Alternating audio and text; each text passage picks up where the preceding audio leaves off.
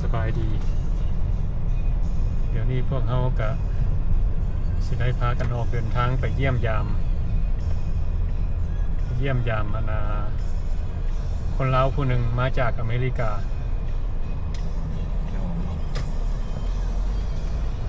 วันนี้ก็ได้มานำกันครับมิสเตอร์รัดใจดี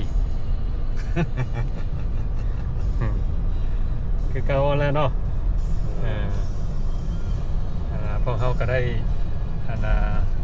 ผ่านมาจากอันนี้เป็นดอนนูนวะ กายดอนดูนมาหน่อยนึงแล้ว ไกลดอนนูนหน่อยหนึงเนาะบ้านของเพิ่นก็สิอยู่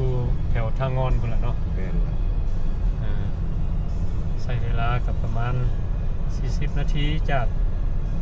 บ้านปากทาง แผนที่ว่า40ของเบอร์ เขาสิไปเยี่ยมยามเพิ่นเพราะว่าบ่เคยเห็นหน้าเห็นตาเพิ่นจักเทื่อเห็นแต่อยู่Facebook เนาะ นั่นแล้ว พวกเขาก็เลยติดต่อหาเพิ่นสิไปเยี่ยมยามเพิ่นคนมาจากอเมริกา โอ้ฮันนี่มีครบหมดโจ โอ้ ไอ้โจสวนซื้อหมากไม้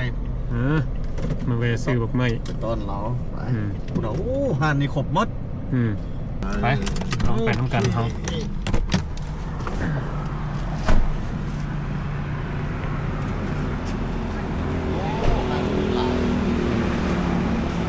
จำใหญ่เท่าไหร่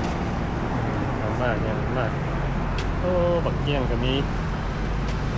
โอ้มีหลายมาก แพงเพิ่นมากเลย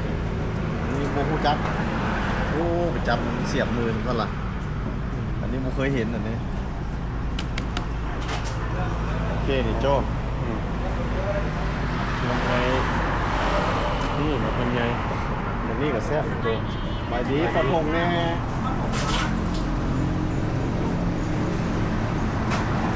แล้วจะเอามาอย่างไง ถามเพิ่นก่อนกิโลเท่าไหร่เนาะ โอ้ราคาแค่ไหนเนี่ย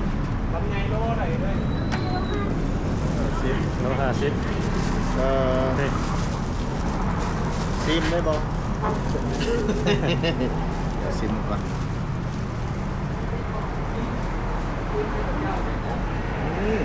จะไง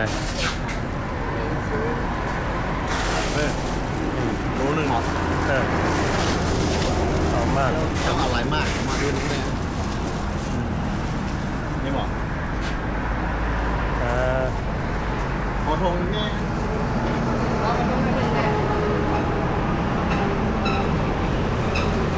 ไม่เอง เอาบักเกี้ยงบ่ เที่ยงก็ได้นะ วิตามินซีเด้หรือว่ามากอันนี้โอ้กลิ่นส้มคัดด้วยนี่ตัวนี้ ก็ส้มตัวนี้หวาน โอ้มันหวานเนาะ มันเอามา เอาบักเกี้ยงซะมันตัวนี้มันหวานคั้นส้มนี่คัดตัวนั้น เดี๋ยวจงดูใส่ราคาดู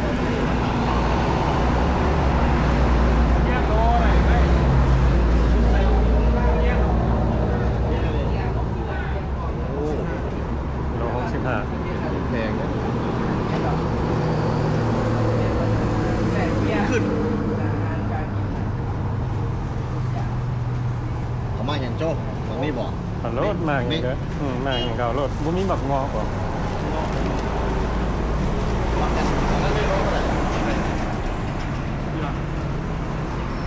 ตัวนี้โลอะไรเว้ย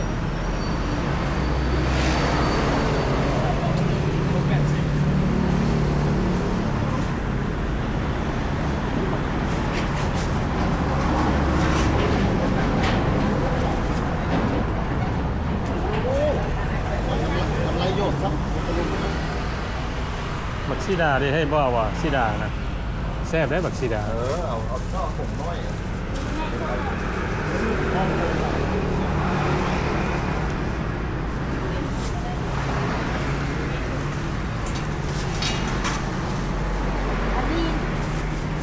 อันนี้เป็ด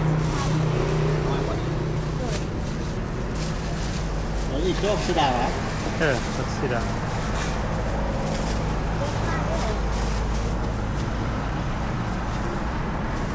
รู้เท่าไหร่ถามเพิ่นมึง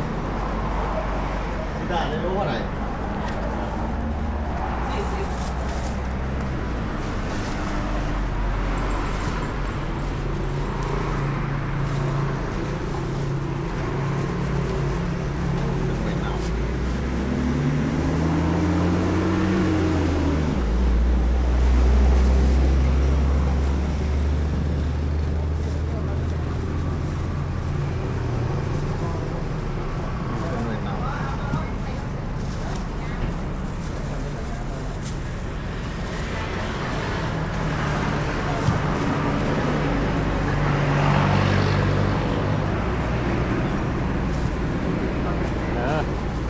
ลือก ไม่เน่าโจ้ หรือว่าบอกแค่บ่ ไม่เน่า นะ บางทีก็ได้นะ เอามากอย่างนี้ฉันเอามากก็นี่ซะสนะพอกันกินดีกว่าบักลำไยโลหนึ่ง โมพอเลย หรือว่าเอา2 โลเนาะ เอา2 พวง เนี่ยแหละเอาแต่บักลำไยก็โอเคแล้ว พอแล้วเนาะ อืม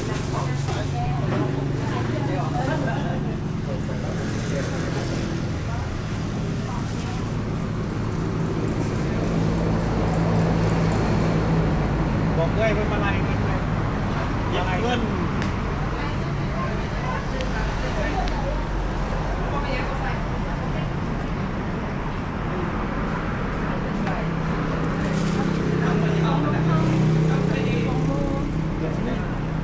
นี่จะได้กันน้อยครับ เ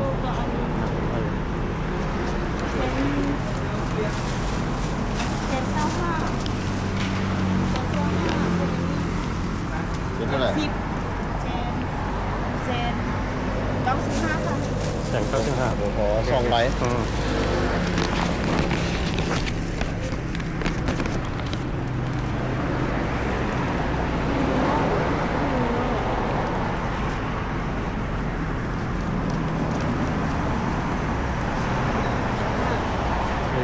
ใจ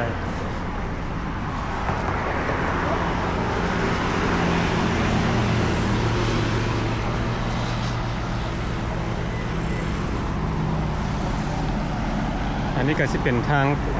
ไปทางงอนเข้ากายเมืองดอนนูน โอเค เพิ่นบ่มีราคาติดอยู่เนาะธรรมดาแต่ละห้านเพิ่นสิมีราคา เห็นตัวนี้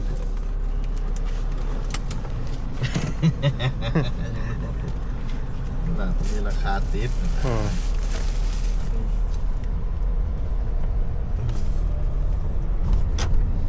เจ้าก็เขาเบิ่งตามลูกค้าคันเห็ดแนวนี้โจ ฮะ แล้วเบิ่งลูกค้าคันขึ้นนักท่องเที่ยวเขาก็ว่าราคาหนึ่งตามก็ขึ้นแต่ว่า บ่ ราคาหมดราคาต่างเนี่ยนี่ อืม ราคาของเราพริกนี่ตัวแพงเนี่ยหมกเกี้ยง เนาะ 15 แต่ว่าแต่ละคนสิมาซื้อนี่เอิ้นบ่คือกันเนาะ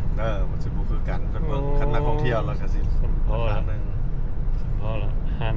เพิ่นบ่ใส่ราคากับเหตุผลตัวนั้นแหละเนาะ อ่า อื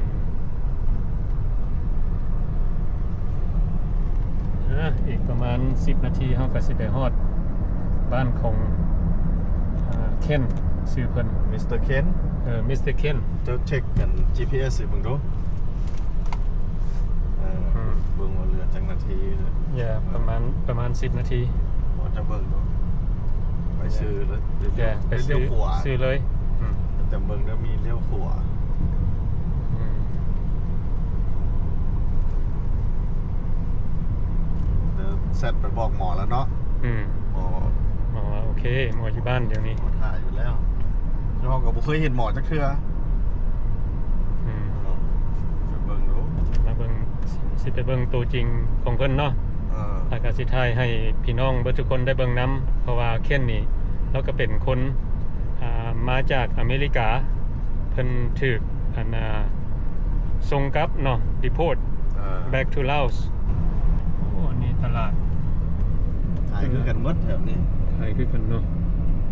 มันต้องได้ขายดีถึงจะจึงขายคือกัน อืม แล้วก็มีตูบมันเลยโจเป็นตูบสำเร็จรูปขายนะ อืม ซื้อแล้วก็จะก็ย่อไปให้เลย โอ้ นี่ตูบ อืม ใส่รถย่อไปให้พร้อมเลย เข้ามาทางห้องบ้านก็สิเป็นแบบนี้เป็นทางดินแดงเนาะก็จะเอิ้นดินแดงกว่านี้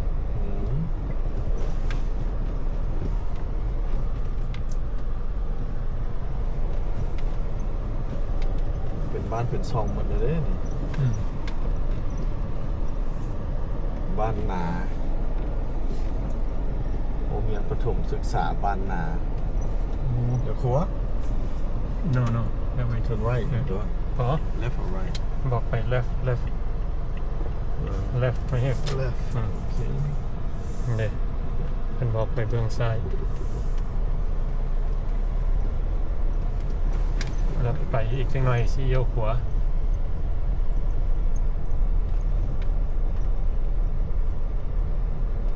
อันนี้บ้านนา village เป็นบอก วันหนาว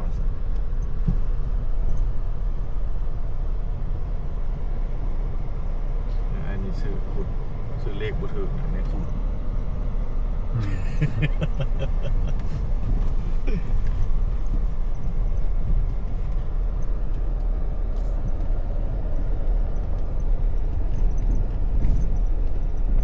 Turn right.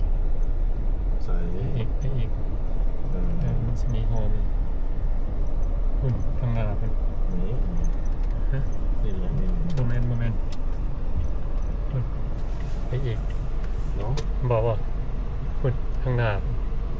ตัวนี้โฮมมีอย่างพวก ซูมเข้าไปใกล้ๆก่อนครับ นี่แล้วก็ซูมแล้วนี่โฮมตัวหน้านี่อย่า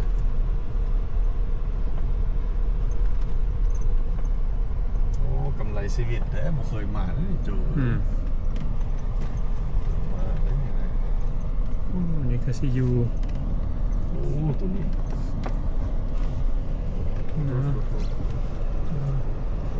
โอ้ย โอ้ย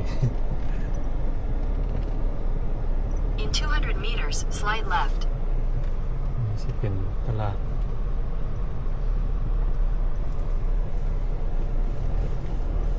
นี่ ท่าน ร้านอาหาร ทาน ลิซ่าโอ้คนต่างประเทศว่ามาเปิดร้านอาหาร นางลิซ่าป่ะ ซื้อลิซ่าได้เว้ย เออเดี๋ยวต่ำ รีคุ้ม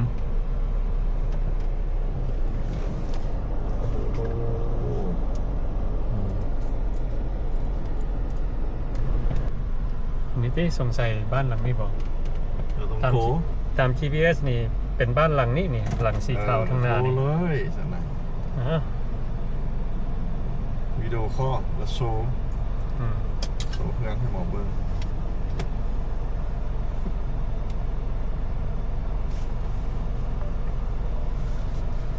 จับเบิ่ง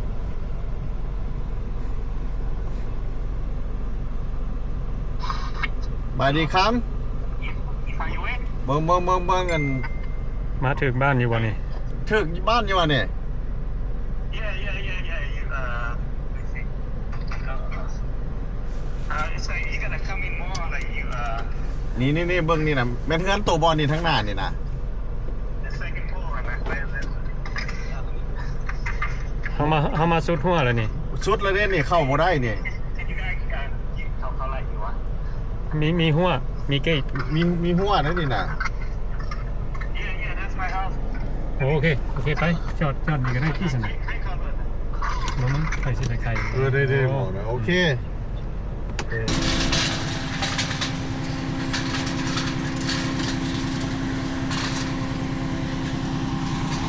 ได้จากทางนี้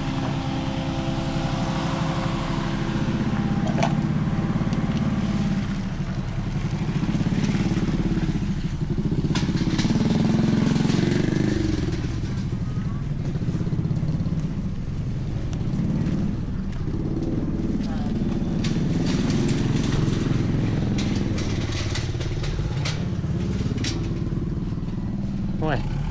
รถค้าต่มแล้ววะนี่ จอดนี่ก็ได้จอดนี่แหละจะหน่อยค้าเลยจอดนี่ ถอยหลังอีกหน่อยนึงได้บ่กูเก็บบอลเนี่ยมีรูม มีถอยไปจำหัวคนละ ได้บ่ เย่โอเค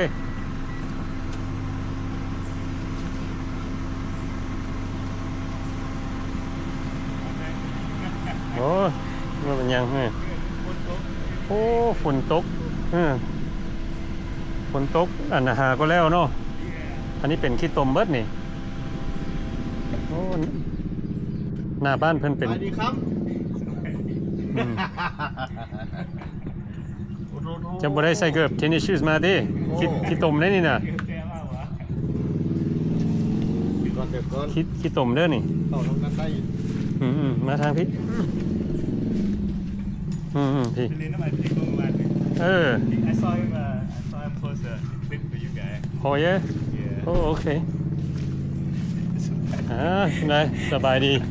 Doing โอ้ good. Come check out my house, bro. yeah ฝนมันเป็นเที่ยวอยู่นี่นะมันแบบฝนตก น้ำสิไหลลงพี่เนาะ มันไหลลงชาซับมอเตอร์แล้วเดี๋ยวคือมอเตอร์ให้มันน้ำมันเข้าไปฮะ ชื่อคำตัว ด้วยครับ ไปดีบูจือไอ้บอก ชื่อเห็นอยู่ โอ้ยอเห็นกันมือเลย เห็นอาชีพเอาเขาในเฟซบุ๊กหรือว่าอันนี้ ตัวอยู่กับไผ่ ยี่คนเดียว โอ้อยู่คนเดียว อยู่คนเดียวโอ้ เมืองดูบ้านของเพิ่น It's my room I think ตัวไข่ประตูเงียบอยู่เลย โอ้เป็นอยู่ในของโอ้ตัวอยู่ที่ Yeah take a little นอน take a โอ้ little หมดที่ห้องแอร์ดีนะ Yeah it's just สบายดี it's a neighbor มูมาเลยนะ อ๋อนั่นเป็น neighbor Yeah neighbor you know no they nice people แต่ little classroom right here โอ้อันนี้ซื้อหลักใจดีนะเลย รับ รัฐบาลรัฐบาล ชื่อโจ โจ ให้เอิ้นตัวมาจากไหน ค่ำก็ได้ค่ำเข้มคือมีการเข้มก็ได้แบบการซื้อค่ำจากไหน หมอคำรถเนาะ ค่ำก็ได้ เออ เข้มค่ำ ขอโทษเด้อเจ้าอายุเท่าไหร่ โอ้43 43โอ้เจ้าก็เป็นรุ่นน้องของพ่อเฮา จะก็จะ48เนาะ 50แล้ว แจ้งเลยนะ 50เลย เออ นี่เลยน่าจะอยู่พี่ ฮะ นี่พี่น้องอยู่แถวนี้หว่า บ่ต้องอ่านข่อยแล้วพี่น้องข่อยเราเป็นทหาร เป็นทหารแล้วก็คนเห็นงานน้ำเราเป็นทหารคือกันเด็กมีบ้านเราอยู่ โอ้บ้านเราอยู่แถวนี้ อยู่แถวนี่แหละเรามีให้คนเซาตอนนั้นเราอยากหาเพื่อนอยู่เดี๋ยวเราก็ว่าเรามีเพื่อนนะมาเบิ่งดิเบิ่ง โอ้เพื่อนไอ้หักว่ะ ว่าเป็นอ้ายเป็นแบบหมู่โคเวิร์กเกอร์นะส่วน โอเวอร์เกอร์อยู่ใส่อยู่ลาวนี่หว่า ที่ลาวนี่แหละแล้วก็เป็นทหารลาวนี่แหละแล้วก็มาเล่นน้ำยืมวันนี้ว่าให้เขา จะเฮ็ดเวียกอยู่ว่าเดี๋ยวนี้เฮ็ดเวียกบ่ เดี๋ยวนี้บ่ทันได้เฮ็ดหยัง บ่ทันได้เฮ็ด น้องว่า take it easy ก่อน โอ้ ต้องเฮ็ดเวียกมันบ่มีเวลาโทษบอกน้ำลูกน้ำเมียอะไร เรื่องนี้มันยาก แม่นละเพราะว่ายาก ลูกอีกบ่นะ ยากนำเพราะว่า ตัวนี้จากลูกล่ะ 4คนนะ โอ้ โอ้ดิสวัน11 ปี10 ปีแล้วก็8 ปีแล้วก็2 ปี โอ้มีลูกน้อย2ปี ยังเป็นผู้บ่าวเพิ่มนั่นนี่ยังบ่ได้มีลูกมีเมียเถื่อน 50เลย โอ้ เล่นหลาย จู ไอ้อันลาวซ่าว่าสิมานำแคนโซ่ซ้ำ อ๋อ yeah he busy แล้วก็ค่า restaurant เราคือกันเนาะ เมื่อวานนี้มื้อนัดกันแล้ววานนี้เราบอกโอเคแล้วผมมีเสร็จมาบอกว่าขาซ้ำ โอ้มึงว่านี่มันเนาะใครก็ไปหม้อว่านี่เฮ็ดหยัง เข้าไปในเมืองพุ่นวานเลย ไปหม้อไปพาหมูไปเบิ่งของนะ โอ้ เบิ่งหิวข้าวบ่พวกเจ้าอ่ะ จังหน่อยพอเขาไปหากินเนาะ กูก็บ่ได้กินข้าวสวยเธอตัว ยัง เนี่ยเห็นบอกซูโบเว้าหลายใหญ่ห้างไปซะนะ ไปได้เลยวะ อัพตู ไปเบิ่งเพื่อนก่อนวะ ให้เพิ่นเบิ่ง ไปโทษนะ โอเคเบิ่งรอเบิ่งเงิน เปิด เพิ่น ประตูครับให้มันแจ้ง ให้ ถ้ามีเงินสิเป็นของอีกกันนี่เป็นของอีกเลย ตัวเศร้าร้ายอย่างนี้ร้ายปีป่ะคืออะไร เป็นปีแล้ว จ่ายเรียบร้อยแล้ว 300ไป 300เท่าไหร่ก็ 300 ปี มีห้องไหนนี่มีแต่เฮ็ดแต่ห้องเลยนี่ หมอมีแอร์ได้นี่เห็นบอก ห้องนี้ทุกพี่เลยแบบ โอ้เลือด เนี่ยหมอมีแอร์ มิ้น บ่เป็นหยัง พี่เลยมี เฮ็ดเฮ็ดอันน่ะเฮ็ดคลิปข่อยอยู่นี่นะบางทีก็นอนเมื่อยพักผ่อนมีแอร์มันก็ นอนนี่ต้องได้ใส่มุ้งเนาะกันยุง โอ้ยุงหลาย ยุงหลายแม่ ใส่บ่ได้เลย ใส่อันนี้อ้ายไปอ้วนเบิดเด็กพี่น้องเราเด็กพี่น้องไปตัวเราสปอนเซอร์ข่อย โอ้อืม มาแต่ อืมมีจักห้องนี่ล่ะเฮือนหลัง ตัวนี้เฮ็ดตัวนี้เนี่ยมาเที่ยวนี้บ่มีเพิ่นเสื้อนี่บ่มีหยังเลยแต่เฮาก็ไฟก็บ่มีนะเฮาก็ใส่เอง เฮ็ด เลย เองว่ะ โอ้ เฮ็ดเอง แล้วคนแล่นเองเว้ยแต่ไฟนี่ โอ้ แล่นต่อนี่สิต่ออีกตัวนึงอีกนี่ โอ้ บ่มีหยังคือเฮ็ดไฟครับเฮ็ดเองเอาไว้ เพิ่นฮู้จักเฮ็ดเนาะ โอ้เฮ็ดเนี่ยมันเคยมีฟู้ดทรัคในยูนิดา โอ้ ไฟฟู้ดทรัคน้ำเนี่ยก็ต่อเอง โอ้นี่หลังบ้านของ มี เพิ่น เงินสิต่อเป็นน้ำเฮ็ดเป็นไผ่มาตัดเอาไผ่ใส่เลยดีโคใส่เพิ่นว่าบ่แม่นเฮือนเฮามันอย่างเฮ็ดมันบ่อยากเฮ็ดมันเสียเงินหลายอะนะห้องน้ำเฮ้ยห้องน้ำอาบน้ำไปตักมันก็ฮ้อนอยู่นะมันก็บ่หนาว แย่ คันยามเย็นครับ บ่มีแบบหม้อน้ำร้อนเนาะ ว่าสิซื้อมาใส่ไฟ ต้องเฮ็ดเองเลย เดี๋ยว เนาะ ต้มน้ำอาบเอา แม่ เนาะ แม่นต้มนั้นเฮามีหักผักอยู่เฮาว่าสิต่อเอาเฮ็ดเป็นไผ่มาใส่เลยนะ อืม คอนเนคไผ่ใส่อันนั้นแต่โทรเลนมันก็ยังฮดน้ำอยู่บ่เลยแม่น โอ้อืม ยังเอาแฟชั่นอยู่ โอ้ตัวนี้บ่มี flush โทรเลบ่มี flush บ่เฮาตัดเอาเอง โอ้มันเป็นหูลงเลยเนาะ เดี๋ยวก็เฮ็ดไผ่มานี่ต่อน้ำใส่มองนึงแล้วก็ one from the shower too I'll get the water heater ต่อสิไฟทั้งหมด อืม I don't want to do it yet cuz มัน still cost some money but อืม มันโม เย เงิ อะ นเท่าใหญ่มันสิyeah it's it still cost gonna cost a lot of money Yeah. ที่เฮ็ดหมดทุกอย่างนี่ เฮ็ดไรอยู่มันก็ยังI don't know if You- I buy this house yet I'm still ask my dad go come look in December he will come down เค here ยรู้เพิ่นสิขาย yeah it's ขายเท่าไหร่ like 20,000 around 20,000 17 something like ดินเท่าไหร่ล่ะดิน that the whole thing โอ้ดิน it's cheap right โอ้ดินมาฮอดหัวนี่เนาะ Yeah. ตามหัวนี่แล้วแล้วตู้อยู่ก็เป็นโอเคอยู่ว่ามักอยู่ว่าแถวนี้ yeah มันก็เงียบ everything like by too quiet by 9 or 10 or if you scared of ghosts yeah ผมมีคน the neighbor all sleeping and everything like oh อยู่เขตนอกเขาจะนอนไว้ แม่นมันคำเลยก็โอ้ยอยู่คนเดียวเขาก็ ตัวกระย่านเพื่อน บ่ย่านแล้วเขาก็ you know respect the culture you know เย่บ่มีหยังหรอก มัน พี่น้อง บ่ เฮา มี but เขาก็เขาว่ามันมี they believe but เขาก็ respect them เย่ เขาก็บ่อยากรู้อะไรคือนะ สิมีหยังก็อย่า as long เฮาแบบบ่ลบหลู่หยังนะ yeah ก็โอเค respect them that's how a lot of loud people is ครับ yeah เขาเสือแบบนั้นเนาะมี แม่น บาร์มีอาจารย์มี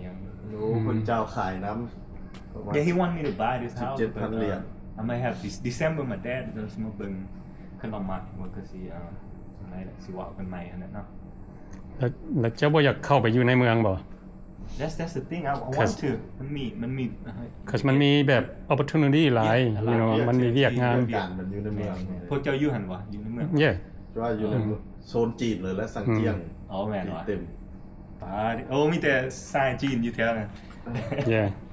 แล้วก็หอย plan I was trying to plan so I could put in the room มันก็มีแอร์อยู่ในห้องนะ อืม เฮ้ยนี่บ่ได้ไปโรงเรียนบ่นี่ครับฮะเลิกเลยแม่บอกเขาเลิกโรงเรียนแต่3 โมงแล้วเนี่ย เล็กหน่อยเล็กมา neighbor นี่ลูกศิษย์หมอ ลูกศิษย์ yeah this would be more like 12 15 kids coming บน โอ้มีกระดาษ yeah มีกระดาษเฮ็ดเจ้าสอนภาษาอังกฤษ สอนภาษาอังกฤษ one Sunday Wow. yeah teach the neighbor kid they just come Yeah. I don't get money for them I just spend my own money to buy them snack and take them out Oh, that's good. เฮ็ดในใจซื้อหรอกบ่ได้That's good you should do where like you know แบบเฮ็ดให้แบบผู้ใดอยากซอยเหลืออย่างนะ Oh you know yeah, for sure. But yeah, I got some people that in the United States donate like $50, $100 here and there to like, hey, go buy them kid ice cream, go buy them clothes, go Yeah. buy them shoes. Like yeah, like so so with the Lao Deportee Foundation. อืม แล้วส่งเงินมาให้ซื้อ table and chair โอ้โอ้ตัวตังนั่นสิเขาเจ้าสินั่งอยู่นี่เนาะ เราก็สิเอามาให้อีกอันหนึง so he go bring me one more chair so he bring me that board like a couple Yeah. days ago the board and the mic and all that so so เจ้าสอนนี่เริ่มแบบ ABCD yeah ขึ้น yeah แล้วบ่ AB simple stuff สอนเขาแบบ ABC teaching animal Yeah. dog cat just simple stuff so I don't want to rush them too much teach them color and teach them how to write ABC สอนแบบ pronounce อิหยังก็นำเนาะ yeah something simple so they don't so they could like joke around like hey Yeah. watch Uh-huh. They're having fun Yeah. with their friend like, hey watch and then so sooner or later they might start talking with me in English you know yeah โอ้ดี yeah you guys ready to go Like, Yeah. เอาไปใส่ yeah okay ไปใส่เลยนะ ตูตามตูถ้าจ้าไปวัดนี่ ฮะ กินข้าวอยู่แถวนี้ you want to go to the bridge ป่ะ the bridge ใช่ไหมครับ yeah บอลได้ก็ได้yeah they got good food over there or you want something close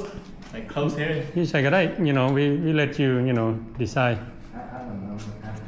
because this is your area you go close by you guys in a rush ป่ะ บ่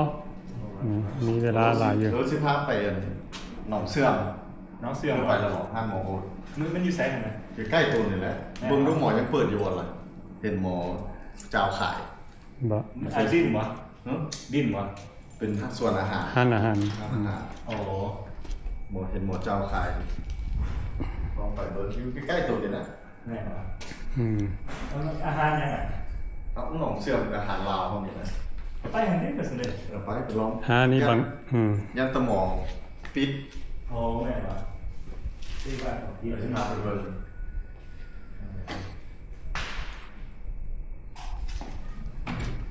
รอบห้องเลยฉันไม่รู้ลงคำ ปืนหลอกใช้ปืน ไม่มากอันนั้นหมักไม้อันนั้นบ่ได้เอาออกมาบ่ โอ้เอามากมาต้อนตูน แม่บ่ มันลงมาจะเอามันไปเนี่ย เอ๊ะ ไม่ไอ้โจ้ซื้อของไม่มาต้อนตูน โอ้แม่บ่โอ้ก็ก็มากินหมาใหม่ที่กันได้เลยกินหมาใหม่มันเป็นเฮลตี้เลย มื้อนี้เราก็ได้มีโอกาสออกมาบ้านของมิสเตอร์เคนเนาะ มิสเตอร์คัม มิสเตอร์คัม เข้าคัม คัมหรือว่าเคนก็ได้เพิ่นก็เป็นคนอยู่อเมริกาหากแต่ว่าเพิ่น บุริสัมภาษณ์ตูนไปพุ่นตลอดจักปี ที่ไส อยู่ไปอเมริกา ไปอเมริกาตอนจักปี หน่อยเพิ่นนะ จักปีประมาณ 8 ปี 8 ปี 8 ปี ไว้ ที่นายที่สุดเนี่ย โอ้ทีมนายดี นายที่ไปอยู่ Sacramento California ใกล้ๆก็แฟชั่น ผมมาจากเซกาเมนโตเนาะ น่าแน่เซกโตไปอยู่เท็กซัส ก็อยู่ใกล้อ้ายซั่นน่ะ ใกล้ๆกันแหละก็มีพี่น้องอยู่หันหลายอยู่ แฟชั่นสต็อกตันแถว โอเค เต็ม เดี๋ยวนี้เพิ่นก็บ่ได้ตั้งใจอยากมาอยู่ประเทศลาวดอกหากแต่ว่าเพิ่นถูกดีโพสต์มาเนาะเพราะว่าสมัยอดีตตะกี้อันนี้หลายคนก็อาจจะบ่เข้าใจได้เพราะว่าบางคนสิคิดว่าพวกที่ถูกส่งกลับมาหั่นนะสิเป็นแบบพวกบ่ดีสิเป็นแบบพวกคริมินอลอันนี้มันบ่แม่นได้อันนี้แม่นบ่มิสเตอร์ลัดเพราะว่าสมัยตะกี้สมัยแต่2000เพิ่นเป็นสาว25ปีเลยเนาะตอนเฮายังน้อยก็ขี้ลือเนาะตอนนั้นก็ขี้ลือบ่ได้หยังแล้วก็มีแต่ แล้วใส่ก็คิดดื้อหมดแล้ว แน่เนาะ ไปคิดดื้อเบิด ที่เนาะกำลังขึ้นใหม่เนาะ ไปพวกต่างชาติเขาบูลลี่เฮาเนาะเฮาก็สู้ขึ้นเฮาสู้เฮาเฮ็ดเขาแห้งพุ่นเฮาก็ผิดแต่นี่ก็มีขึ้นแต่นี่ก็มีแต่ว่ามีเรคคอร์ดหากแต่ว่าเรื่องที่เฮาเฮ็ดไปเฮาก็ใส่อันนั้นมาแล้วอันบ่ เฮาก็ใส่มา เฮาก็ถูกจับถูกหยังติดคุกติดหยัง แต่บ่มีลูกบ่มีเมียพุ่นน่ะตอนยังน้อยอยู่แต่ตอนยังน้อยเฮาออกมาแล้วเฮาก็มาเริ่มชีวิตใหม่มาเริ่มครอบครัวมีการมีงานมีเฮ็ดหยังระเบียบเบิดนะตานี่ยังระเบียบแล้วก็ตานี่มากวดเบิ่งอดีตเก่าเฮาแล้วก็เห็นเฮา final order deportation เฮาก็ไป report every year for 20 years ไป report immigration เขาtrying to do the right thing everything นะเฮ็ดเบิดนะก็ยัง take it's not feel like they take everything away from me เลยเอาลูกครอบครัวเมียงาน even my job trying to fight for everything เลย the job got me a lawyer and everything trying to get me to stay, but feel like they just kidnapping us. They didn't let my lawyer know or anything like. มันเป็นกฎหมายกฎระเบียบของเขาเด้เนาะ Yeah, เฮาก็เฮ็ดหยังบ่ได้ Yeah, President May is trying to send everybody out. Some anybody not a citizen get out of the country. That's what happened. No. อันนี้ Kan how who? If I know 18, I could go apply for citizenship. If my dad was like, hey, if you go cause trouble or whatever, they go revoke your green card. Go apply for citizenship. Nobody ever told me. We play ball. บ่ฮู้ I had to learn like 2008. I got out of prison and I'm like, oh. โอ้จะออกคุกแต่ตอนปี 2008พุ่นน่ะ 2008, and I just been trouble free ever since. I don't want to get no speeding ticket. That's how clean I was. I have a wife and นั่นแหละ start family and just take care of my อื family. มอันนี้เฮาก็เว้าให้เบิดทุกคนเข้าใจเนาะเพราะว่าบางคนสิคิดว่าพวกที่ส่งมาประเทศลาวนี่เป็นพวกบ่ดีว่าซั่นบางคนสิคิดแบบซั่นเนาะ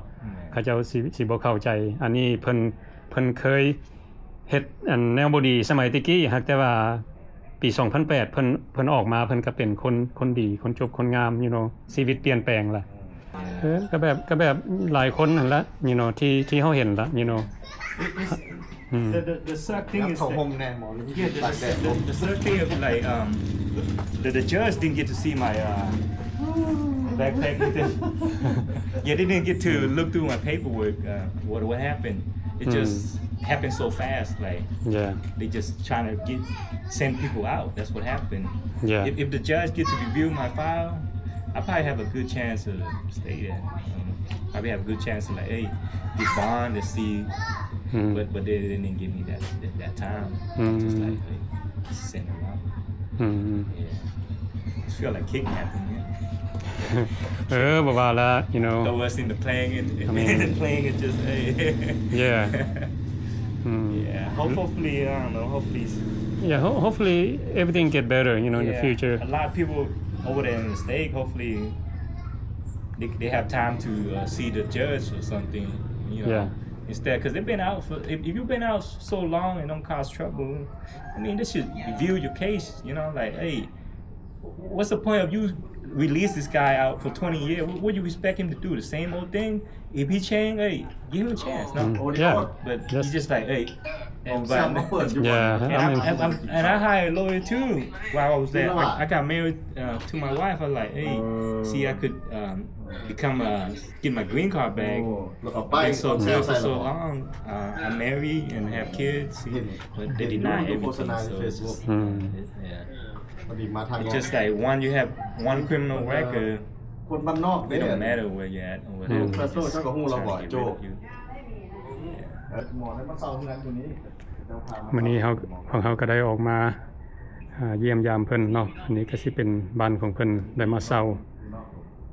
อยู่บ้าน เอาพี่น้องมีเยอะจัง อยู่บ้านนั่นน่ะบ้านหยังก็เข็นบ้านนี้บ้านหยังก็ บ้านทางอน บ้านทางงอน บ้านนา โอ้อยู่บ้านทางงอนอันนี้สิเป็นบ้านนา